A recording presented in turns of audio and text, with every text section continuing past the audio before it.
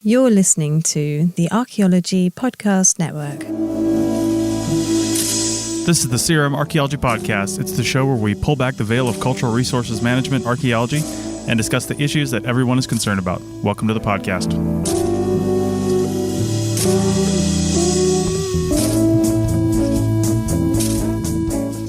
Hello and welcome to the CRM Archaeology Podcast, episode 260 for March 22nd, 2023. I'm your host, Chris Webster. On today's show, we talk about dissatisfaction in the workplace and what we can do to make it better. So go grab one of those donuts from the break room because the CRM Archaeology Podcast starts right now.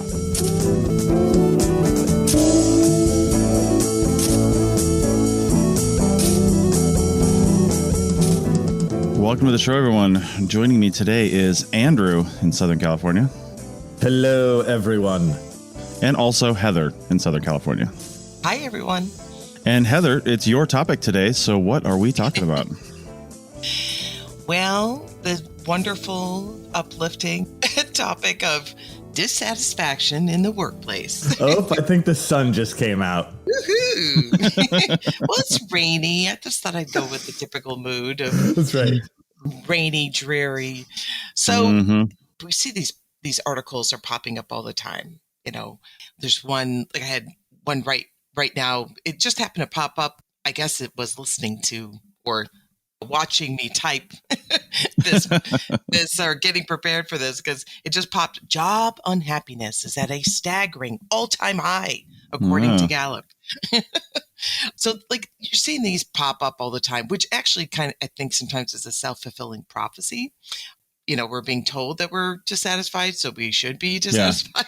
Yeah. They read the article and go, I am dissatisfied. You're right. Or maybe, I don't feel it, but maybe there's something I'm not in tune with. But I actually do think there's a lot there. I mean, I do think there's a lot of people who are unhappy in the workplace. I think it's really complex. I don't think that there's one answer. And I don't think that there's one category of people that are dissatisfied. Like everything else in the last 2 years, everything's very complex in why people are reacting the way they are. And, you know, I think some of it is just this concept. I call it like the snow day effect. Mm-hmm. So you got a snow day, right? And it was awesome. Like you found out, well, I don't have to work, and you got a snow, and then the next day you have to go back to school. Or maybe you got 3 days of snow day and now you have to go back to school. And now school really stinks. Like school wasn't bad, but now it's really bad. I mean, it wasn't something that it wasn't that bad, but now it's really not enjoyable because you had these 3 days of snow days where you didn't have to do anything. And I know that's really simplifying the situation, but I do think that's part of the issue in the dissatisfaction because people went a long time without really having to work. Although I never had that, unfortunately. I never stopped working. In fact, our work for us, it just got much more intense, but and I think that might be part of it. But I think another aspect is that it's like the issue and the solution are working against each other to actually make this mountain out of a molehill in some respects. Do I think there's issues in the workplace? Absolutely. Definitely do.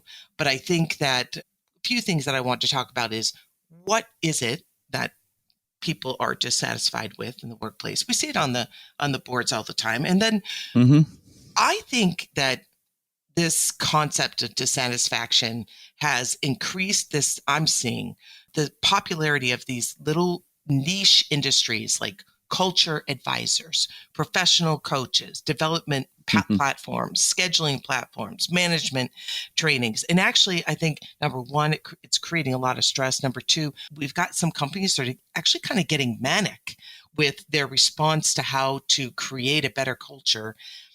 And then they're trying to create it with a formula. And when you're dealing with people's feelings, formulas don't really work. Right.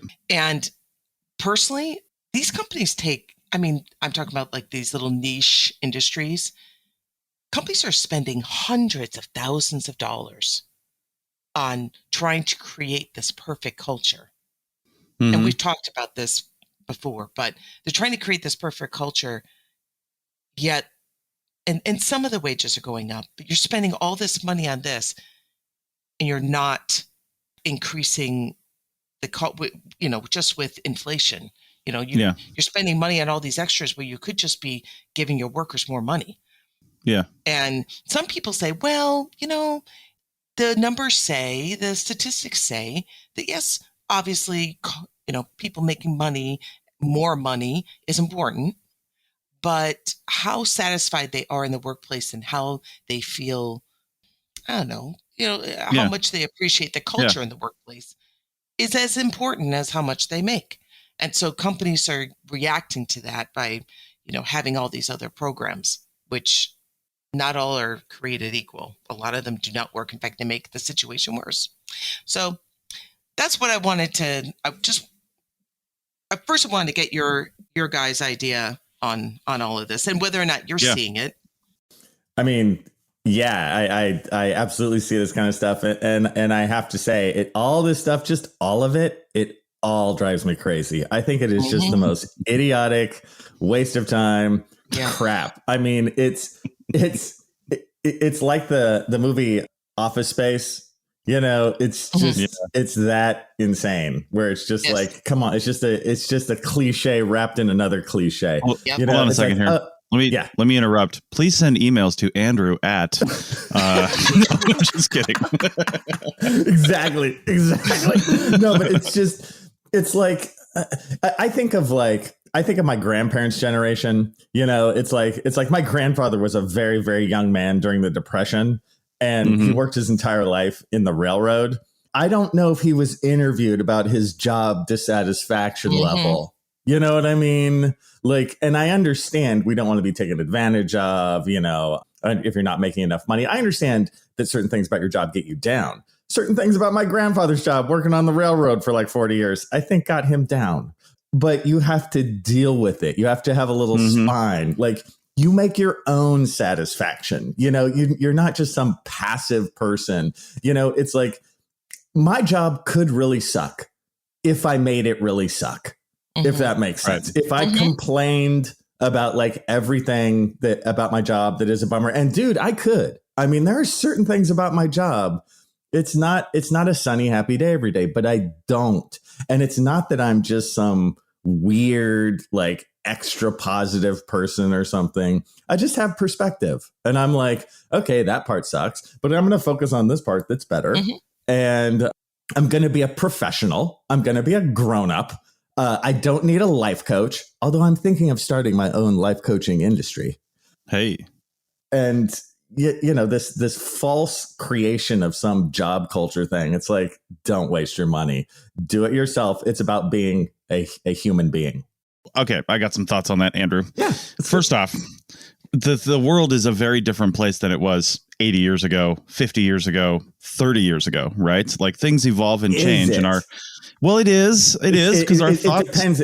We're talking almost metaphysically here, at its base, what makes human beings. It's how we treat our workforce and how we see work in general. A lot of those ideas have just really, really evolved. And one of the things I've been taking some notes here on our little Trello card for things I want to say for this episode, just based on this topic and trying to think about reasons why some people could be dissatisfied. There's the common ones for archaeology and CRM in general, which are lack of security. I would say that's probably the biggest one. Even if you're working for a great company that seems to have a lot of work, you could be out of a job tomorrow with no notice whatsoever because something changed above your pay grade and you no longer have a job. And that is hanging over the head of literally everybody working in this industry, literally everybody, and you could argue that it's hanging over the head of every employee in every industry.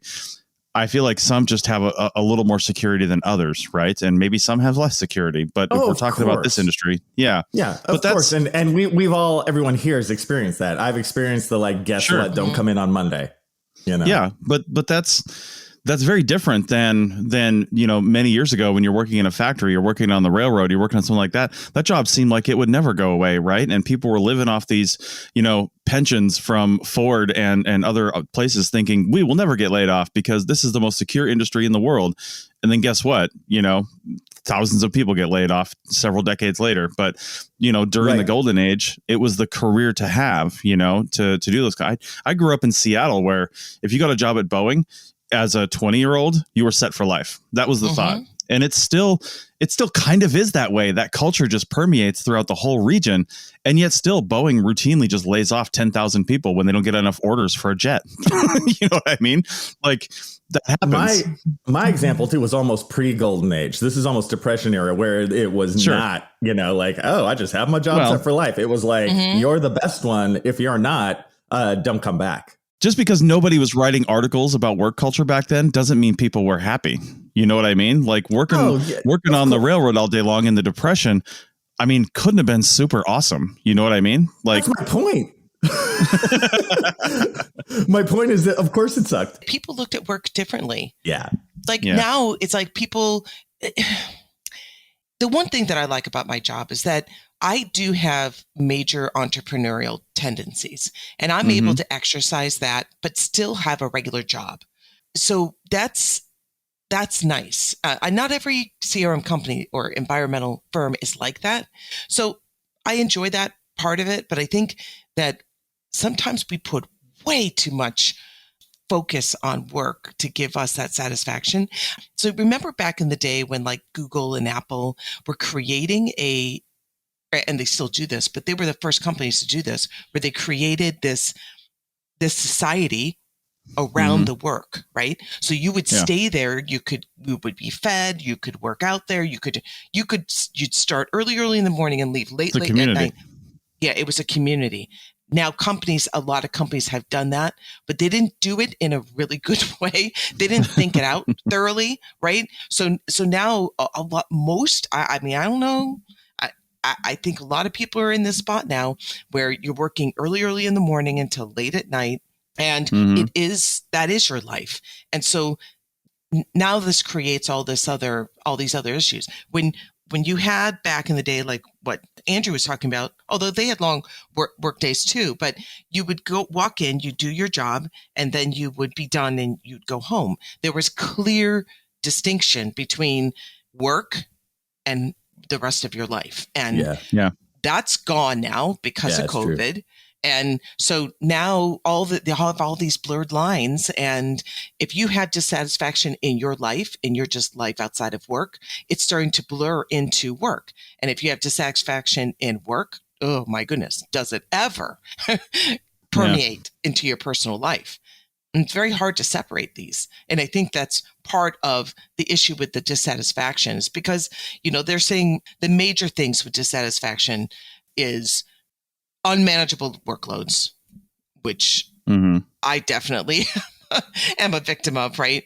So the problem is that as we have people quitting, it's just putting more emphasis or more work on those that are still working. So you have like crazy workloads. You never have this thing where, wow, I had these tasks today and I got them all done. And the satisfaction of that was a job well done today.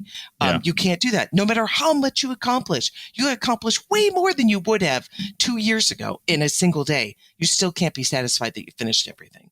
It's because it's unending. And then, so you have the burnout. Then you have managers. You have people in management positions that have no business. Now, that's always been an issue.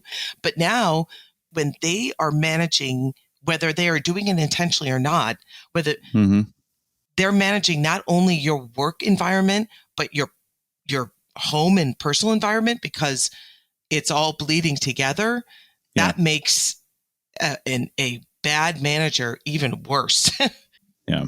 Especially when they're trying to cover their butt all the time. Right. And we have to acknowledge too that we're talking about two, maybe three very different levels of employment. If we're talking about CRM, right? Like you do a lot of office work, you do a lot of project management, you do a lot of report writing. And I totally understand the whole, not being able to finish your task list thing, because you can put one report to bed and you've got, okay, great. This one's done. I've sent it off. Comments are finished. We're just going to, archive that folder and it's, put it on the shared drive and it's done. Right. But you've got 6 other concurrent reports or 10 or 20 other concurrent reports that you're still working on. And the task list just never ends. And that moment of satisfaction gets shorter and shorter and shorter. Yep.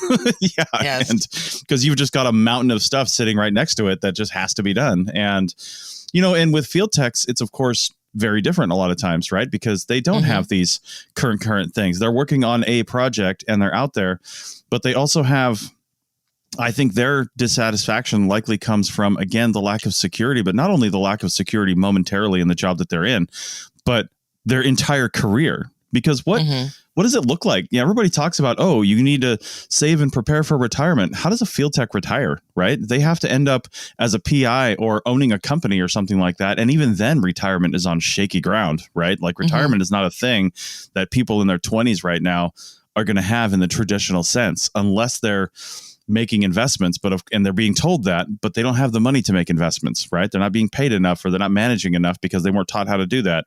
And it's just incredibly stressful. So what does that lead to? Well, it leads to thinking about your side hustle. What are you going to do to bring in extra money? And then sometimes that's a passion. Sometimes it's Uber, who knows? But it's like, whatever that is starts taking precedence over your work in your mind, as I would rather be doing this thing than doing this means to an end over here, where we all started in archaeology as a passion. I mean, you don't get into this field without really wanting to do it. It's a passion field to start with, but then when you get into it for the money, I'm well, exactly. I mean, you are, and the paintball wars. I know that. Yeah. So just so you know. Yeah. Just. But Andrew, that's where you're a little different too, right? Because you said that, sometimes you are dissatisfied. Sometimes things don't go right, but you don't dwell on it. But you are in one of those positions. And I know we've heard Bill talk about this. We have heard you talk about this.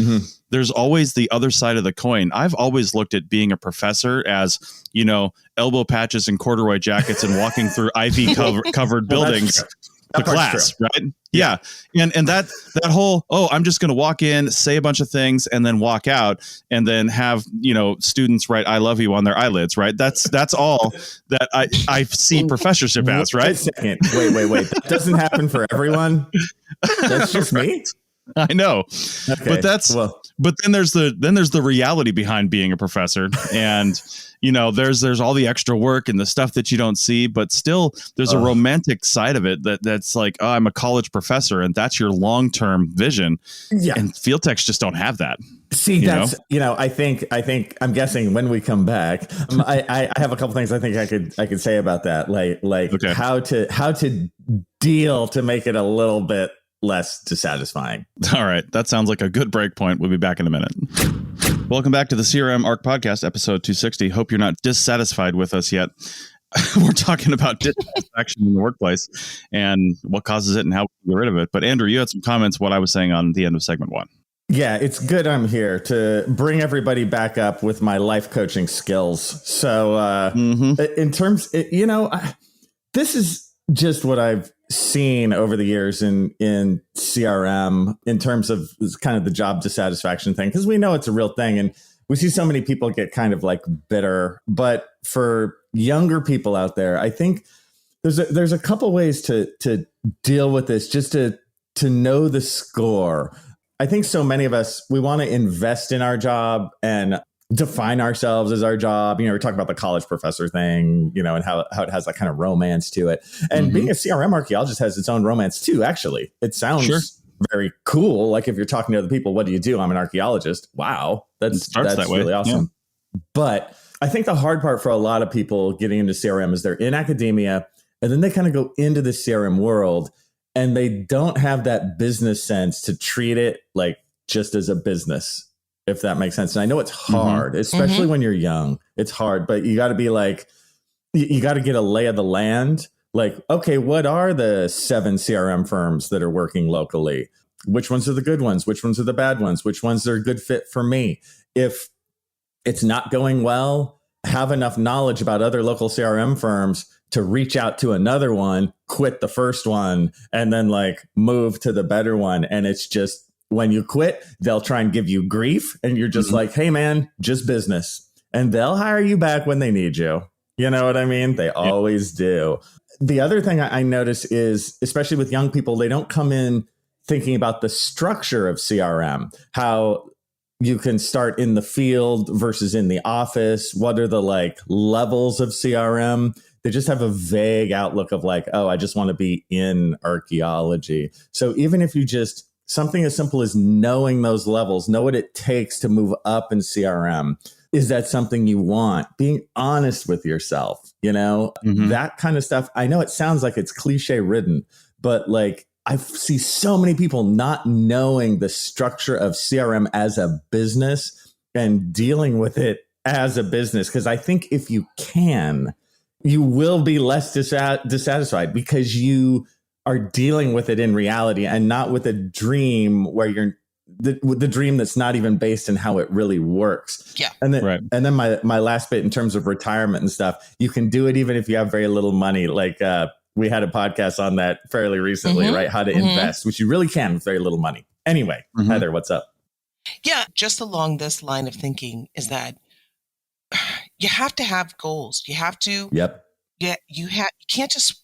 And I see a lot of this where people are they're just jumping into the workplace and expecting the employer or somebody else to lay out this. You're going to do this, and then you're going to do this, and then you're going to do this. Now, in your day-to-day function and the tasks that you have to do, yes.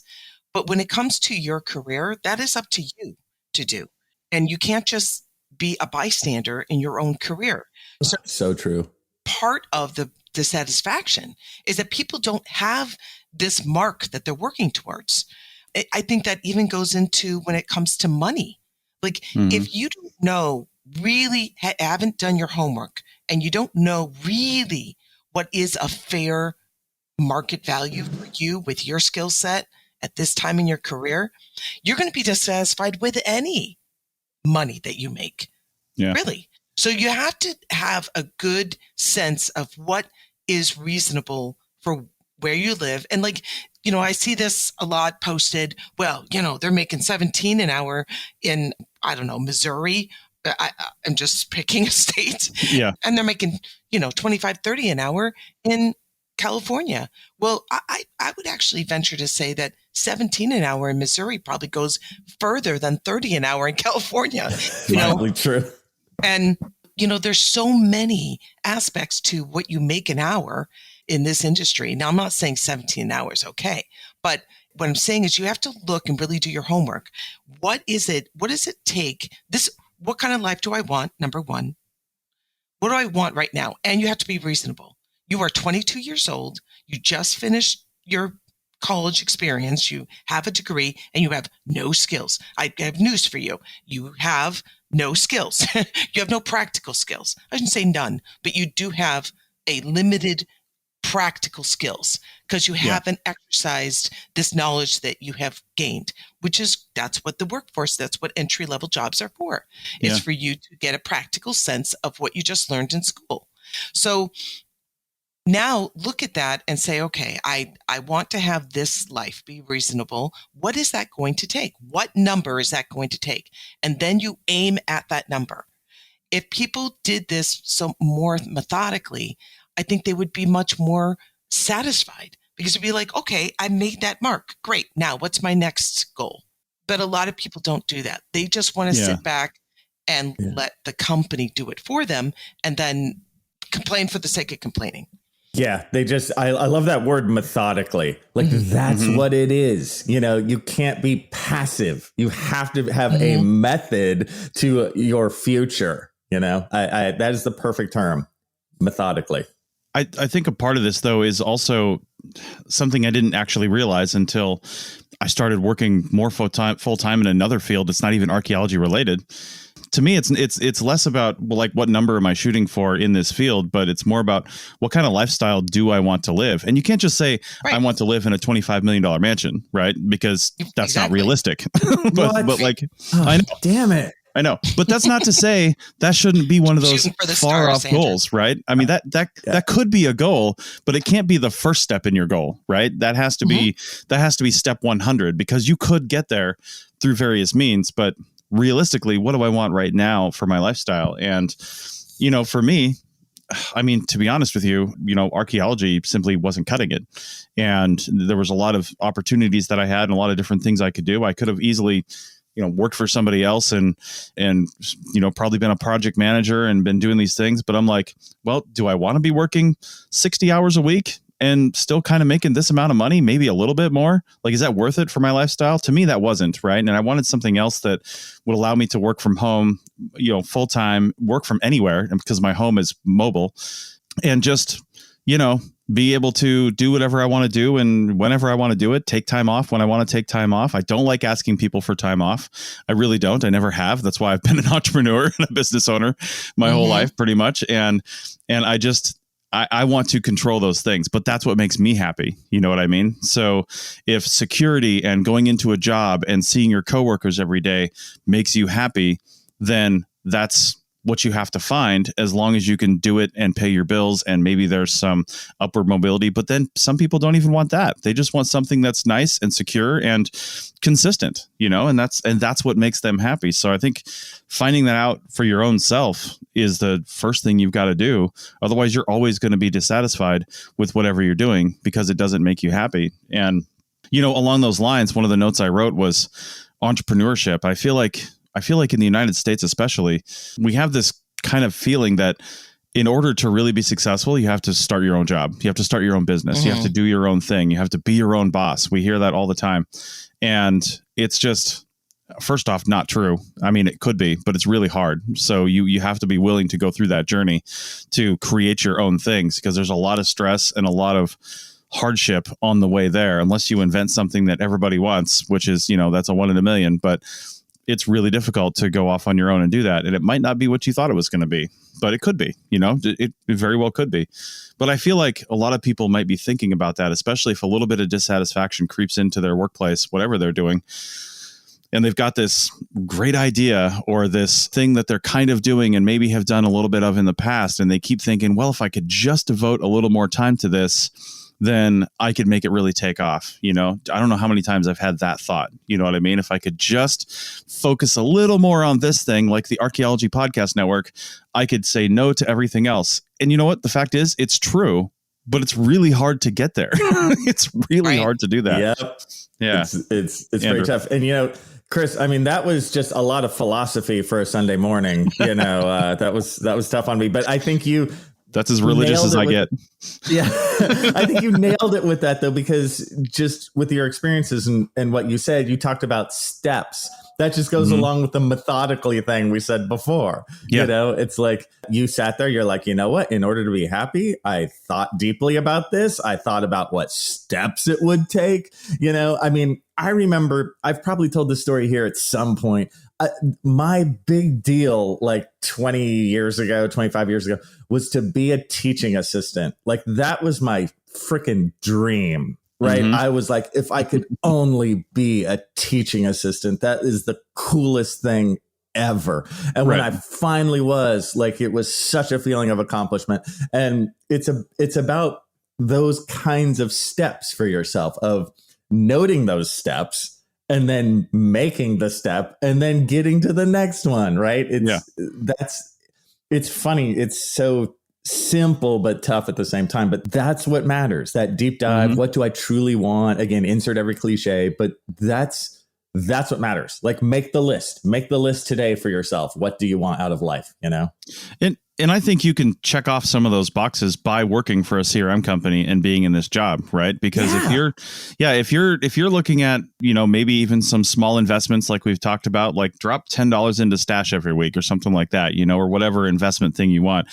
It's low risk. I mean, depending on what you're investing in, but it's low. But if you're only dropping $10 a week and then you lose all that, that's okay. That could happen, right? But it still gives you that little half step of accomplishment. Like, I'm providing for my future. And the younger you are, the less you can put in, right? Because you've got a lot more time to think about it. If you're starting kind of like I did in my 40s, then you've got less time. It's just biology. And that's more stressful for me, right? So if I'd started doing this in my 20s, it would be, I would feel a lot less stress about it if I had done it right. But the point is, you can use your current job and see your current job as a good thing and as a step towards the goals that you want to have. And, everybody knows whatever job you're in right now, you're probably not going to retire from your whatever career you're in that job. That's just not the culture we live in anymore. Work is not 20 to 30 years in one spot and then I retire. It's just not. Right. I mean, more than likely, like Heather, you work for a great company, but that company, I mean, statistically, in the next 10 years is probably going to be purchased by another company. And will that company, still have the same culture? Will everything you have right now that you like about your job still exist when that other company buys it? I mean, it's almost inevitable that it's going to get bought. I mean, our company has changed. It's changed since, we were, it was a small company. It had an ethos that was created by its founder and the people that he had hired early on, which made this company great. Things changed though. We are now an ESOP and, there's definitely a shift, and a lot of companies are going through this shift and it's not always positive, I think we maybe take it on the other, for the next segment, but I think I really would like to focus on, we're talking about being intentional and we're talking about like really putting a goal in front of us, but I would also like to, talk about these extras that companies are starting, the culture and trying to create a culture that's positive and really, is it positive? Yeah. Is it effective?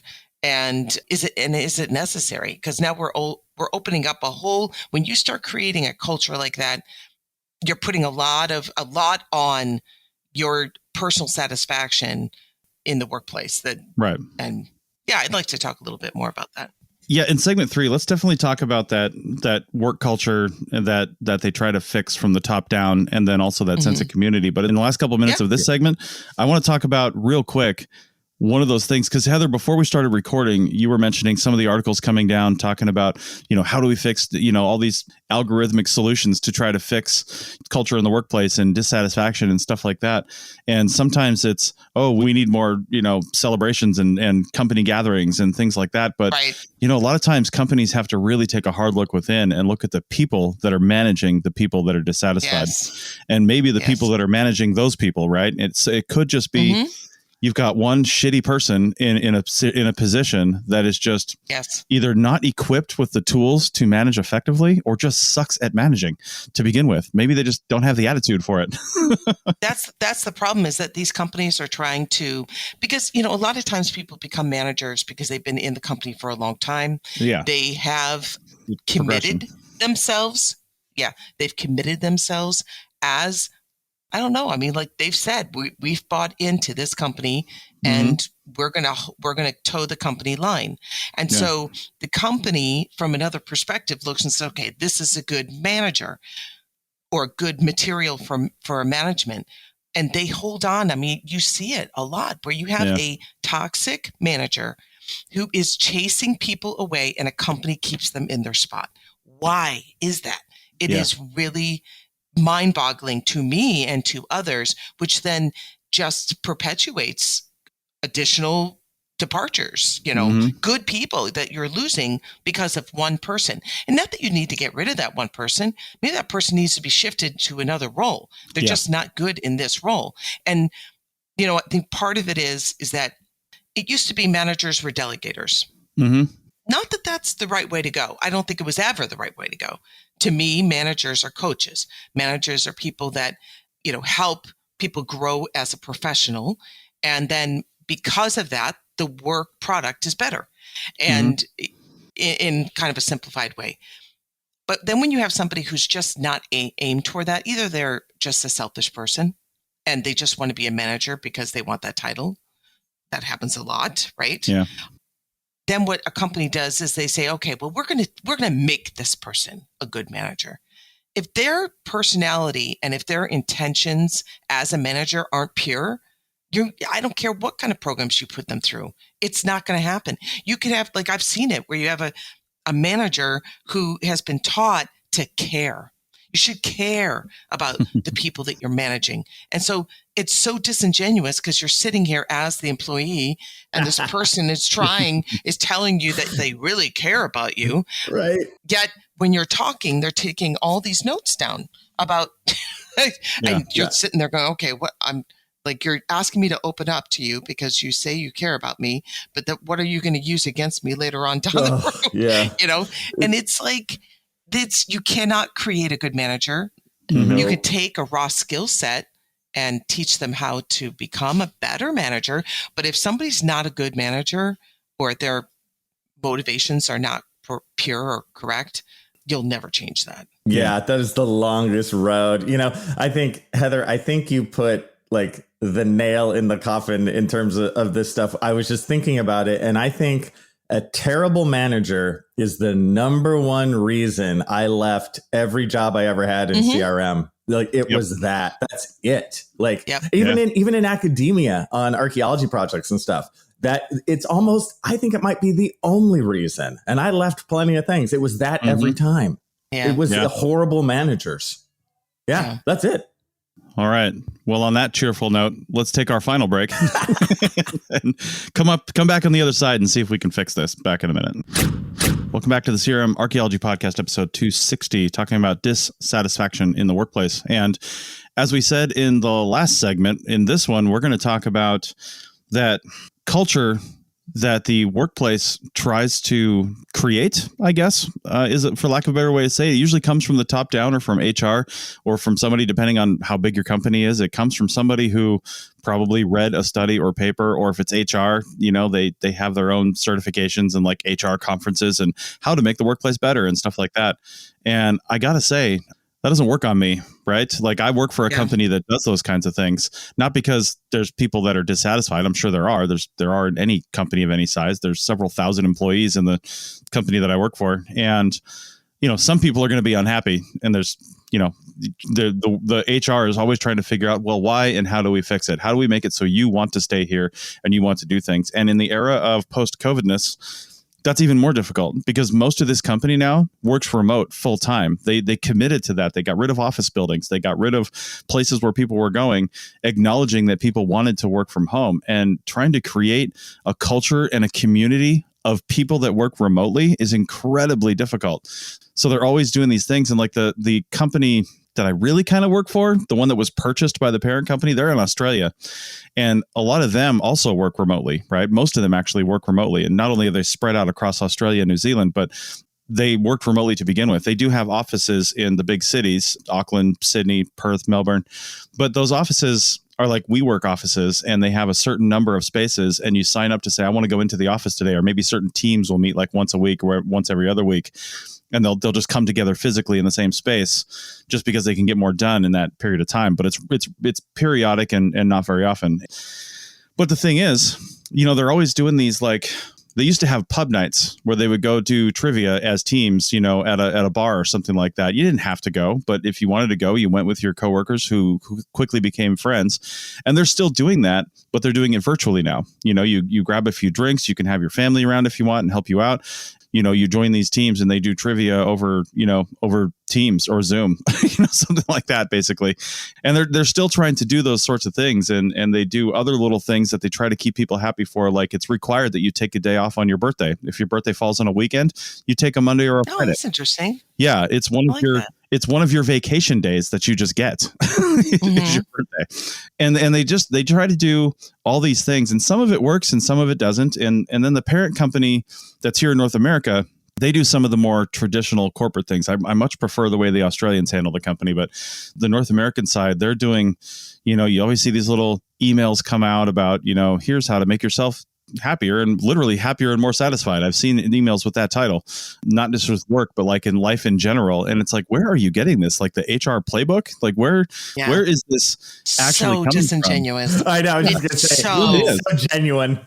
Oh my gosh. And one of the things I've always wanted from a workplace is friends. I don't even want like employees and coworkers. I want people that I'm willing to like call up outside of work and say, hey, I'm going to go on a hike this weekend. You want to go with me, and do things like that. And I tried to create that while maintaining that sort of managerial separation when I've had big, crews of my own on work sites where, my company was running the project. And, we always did crew dinner. That's one of the things I always did. We did crew dinner once during the 10-day, usually the day before the end of the 10-day session. And, I took everybody out to dinner and we just had a good time. We just had a good time. There was no talk about work. There was no anything else. And it was just let's all go out to dinner. Company's covering it, and get whatever you want. It doesn't even matter. And that's just one of the little things. And I never tried to do anything that was disingenuous, but like, I love playing Monopoly. I don't know why people hate that game or love that game. I love that game. And so I love that game too, actually. I know we have Monopoly nights all the loves. time. Yeah. I've got pictures on my photo roll that come up every once in a while on my phone of me and people that were working for me playing Monopoly at the end of a workday, in the evening, and, having some drinks, having some beers, some wine, whatever, and playing Monopoly and having a great time doing it. And it was just really fun. And that's the kind of thing that I want to have in my workplace with my coworkers. I want them to be friends. And man, setting that up and getting people to that point is so hard when there's so much work to do and you don't have time to do that. Because sometimes it can be seen as, well, we're going to do this thing as a work group in the evening. We're going to all go out and, I don't know, go to a bar, go bowling, do something as a group, as like a team building thing. But all people see that as is, well, shit, now if I don't go, I'm the asshole. But if I do go, that's just more time away from my personal time or my family and what I really want to do. And it's seen as disingenuous. So I don't know. Heather, you're more in that corporate atmosphere. How do you guys deal with that? Well, I would say how tough. I deal with it is different than I don't agree with everything the company I work for is doing right now. Yeah. But I know that they're trying. Yeah. But I think the thing is, you cannot force culture. And I don't think they realize, like I've said this a lot. I've said it even on this podcast, but I say it a lot at work. I'm like, I don't think people realize that this culture thing is a potential for gaslighting. When you are pushing a culture and you're saying, we have this culture, we're amazing, yay, yay, rah, rah, whatever your company is. And you are constantly saying, isn't this an amazing company? We're this, we're that, we're this, we're that. And then you have people that are like, wait a minute, I'm not experiencing that. I don't experience that at all. In fact, I feel completely the opposite, because that's not what the company's trying to communicate. Then you feel like, just like you feel like the asshole because you're the one who doesn't want to go to dinner, or you're the one who's not feeling the culture right now. And, the more that a company tries to create a culture, the less genuine it is. You have to let it happen organically. You really do. And you can set up opportunities for the culture to happen, but you cannot say, okay, this is our culture and we are going to be this, this, and this. You can say that is our goal, but you can't come out and say, it's just like, I don't know, I want to be the best singer in the world, right? You see this with whatever, you see these crazy people that go try out for America's Got Talent or whatever. Oh, yeah. And they come in and they're like, I am the best singer. And this concept that if I believe it, it will be. That's not the way it works. Like, you can have a goal in front of you and say, I want this, but you're still off tune. You're still a terrible singer. And I guess, I'm getting a little off track, but I think that it is a dangerous thing when a company says that this is our culture without saying we are working towards this culture. And these types of things have always been this way. Think about it. Bowling leagues, right? Companies back in the 40s. And there's always been opportunities for people to do things with each other that they work with outside of work. But, the one thing I was just talking to somebody at work on Friday about it is that, you have all these opportunities. They put Wellness Wednesday. They have all these, you can meditate for 15 minutes. You can do this. You can do that. You can have a barbecue. They have these different, programs where they have an hour here, an hour there. And what they don't realize is that from a employee's perspective, they're believing, oh, I should do this. This is what the company is pushing. And when your company is focusing solely on culture, like, there's got to be balance. If you're not balancing that out with just hardcore, what do we do to do well at our product, to put out a product that's good, that we're training our employees to produce well what we are being paid to do. And you put so much focus on culture, there's an imbalance there. And now you have, like, sometimes I've seen it where people are like, okay, I accept that invitation and that invitation. And before you know it, they're doing 20 hours a week of culture stuff and on 20 hours a week on their workload. It's just when they start bombarding employees don't know how to react to it. And then there's no guidance, right? Because if you say, well, wait a minute, you're only allowed this many hours per week. Oh, well, we don't want to do that. We don't want to put a limit. We want people to do what they feel they need to do. Yeah, but that's not what, it's like two different messages that the company does not realize how the employees are taking their message. And now you have a company that's focused on their culture instead of their product. And when it comes to a company, that's number one, your product. Your product should be number one. And honestly, Right. I think every worker who's a good worker, which I think most people are, just want to go to work and produce the product, whatever it is they're getting paid for. That's what they want to do. Now, if there's little extras, great. But a company should not be focused on those extras primarily. It should be focused on the product with these others as supplemental. Right. And I would just say that the whole, we're so great, we have a great culture. It's just a false framework to begin with, Yes. and it's like every company now has to have their false framework, and they're all scrambling to put their false framework on. And you can see it on their website, we're the happy fun company. Right. And as you're saying, it's total gaslighting, because as you experience it, you're like, wait, this isn't happy or fun. You're not a happy, fun company, right? It's just the entire framework is false to begin with. And so you're just sort of stuck with another waste of time, where I think it's right, Heather, underneath it all, it's like you want to do a good product. You want to be proud of the product you make. And then, like Chris was saying, and then you can have outlets to make friends naturally in good time using good managers. That would be great.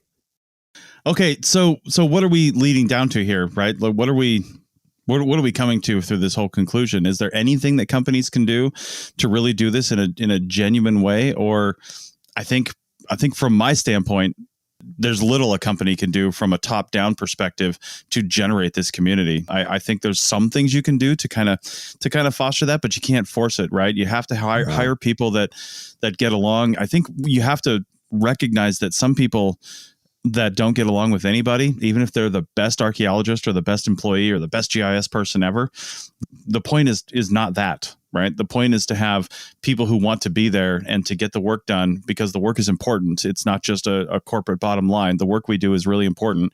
And to make that part of it and to understand it, I mean, you just got to have people that work well together. And if that person that is not, if there's somebody that's not causing that, then they need to go. Flat out, they just need to go or be restructured into a position where they're not interacting with those people if you want to keep them around for whatever reason. Yeah, so, I totally think it's the managerial level. It's not the company website. It's the manager. It's like the crew chief out, in the field, and how they, by sort of the seat of the pants, are able to kind of bring people together in that sort of more organic way. They can think about it consciously, and really have plans to do that. But it's very tough. Ooh, it's tough.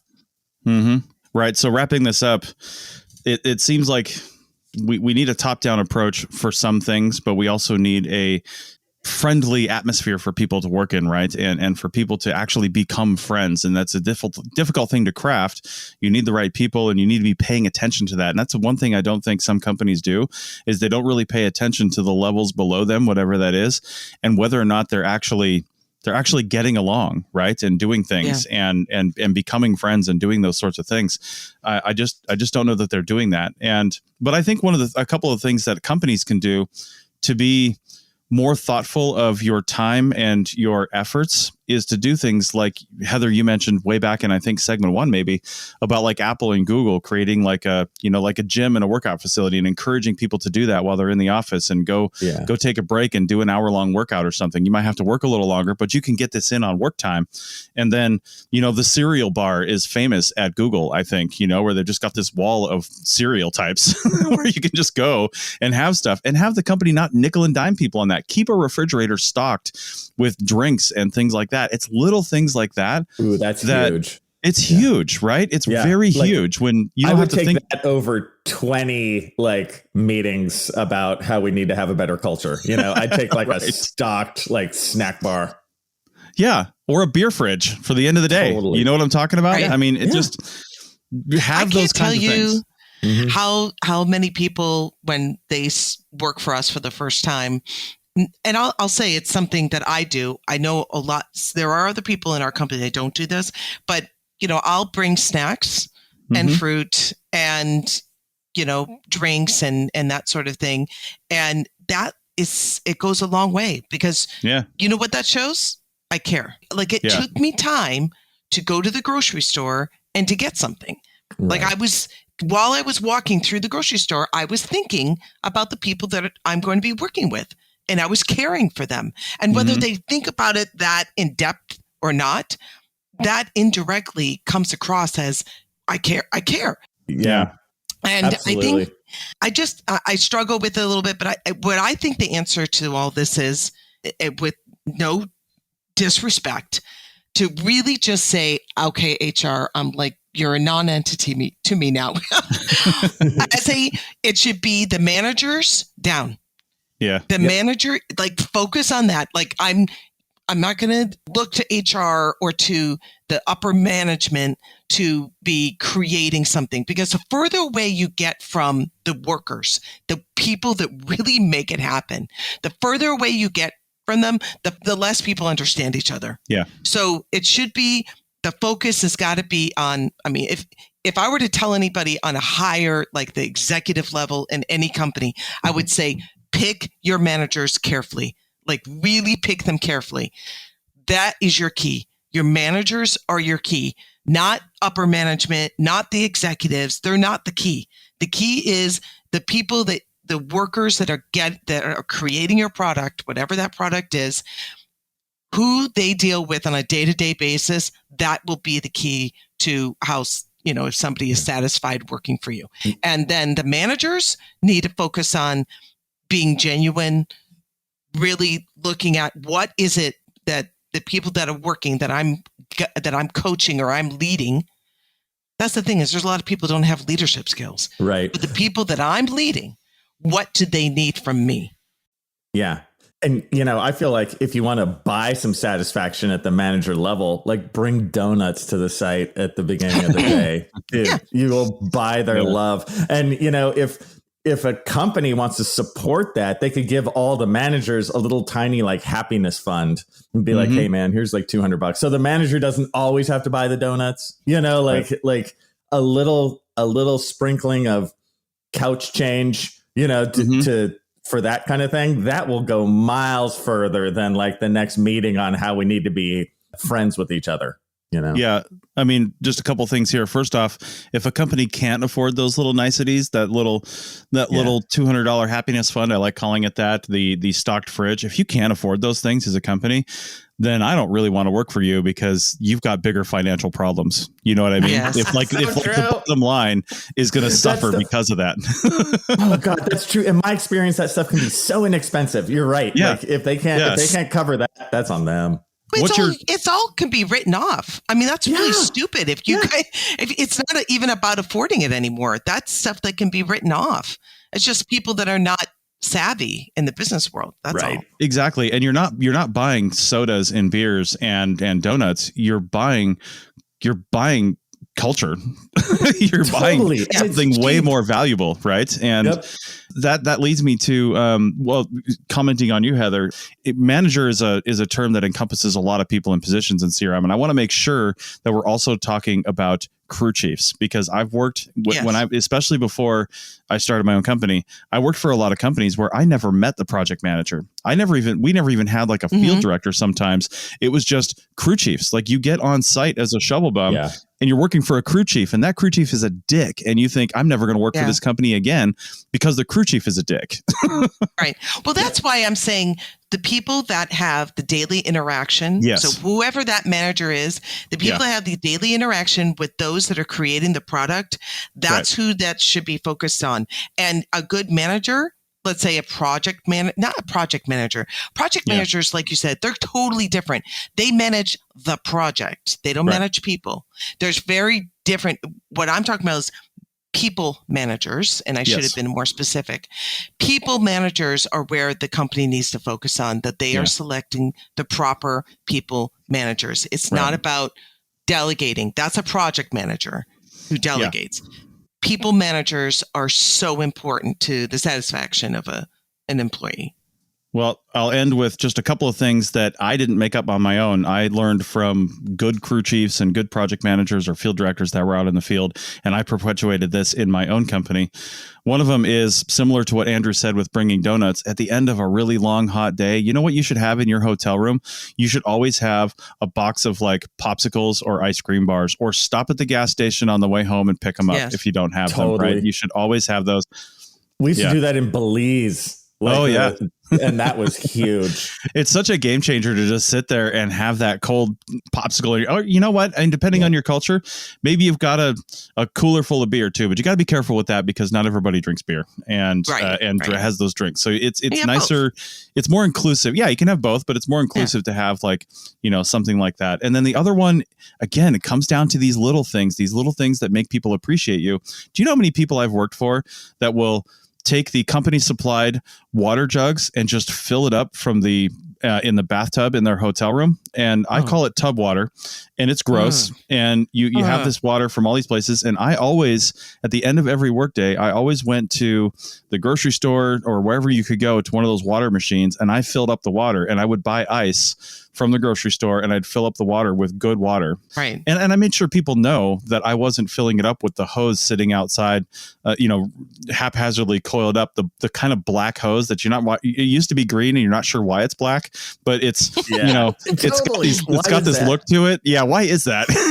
and you're filling up the water from that, who knows what crawled up that hose overnight or how long it's been since it was used. But I've seen people fill up the water container with those things. And I'm just like, I'm bringing my own water. Screw you. That's gross. Yeah. And, but they're obligated to bring water because that's a safety thing. And they just phone it in and do it the easy, cheap way. And people notice that kind of stuff. So anyway, we are way over on this podcast. So we're going to end it here. There's lots of stuff we could say.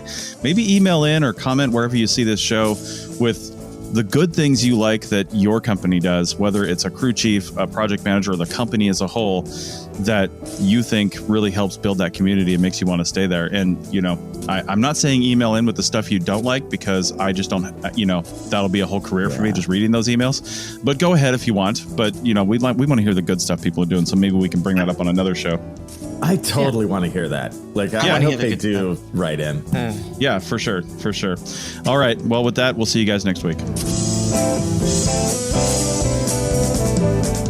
That's it for another episode of the CRM Archaeology Podcast. Links to some of the items mentioned on the show are in the show notes for this podcast, which can be found at www.arcpodnet.com/CRMArcPodcast. Please comment and share anywhere you see the show. If you'd like us to answer a question on a future episode, email us. Use the contact form on the website, or just email chris@archaeologypodcastnetwork.com. Support the show and the network at arcpodnet.com/members. Get some swag and extra content while you're there. Send us show suggestions and interview suggestions.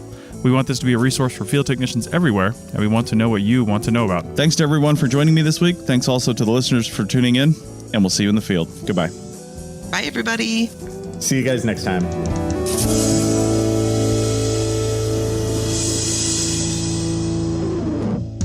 This episode was produced by Chris Webster from his RV traveling the United States, Tristan Boyle in Scotland, DigTech LLC, Culturo Media, and the Archaeology Podcast Network, and was edited by Chris Webster. This has been a presentation of the Archaeology Podcast Network. Visit us on the web for show notes and other podcasts at www.arcpodnet.com. Contact us at chris@archaeologypodcastnetwork.com. I never got to talk about my job dissatisfaction with the Archaeological Podcast Network. Oh, well, that's why I ended the show strategically. Exactly. So.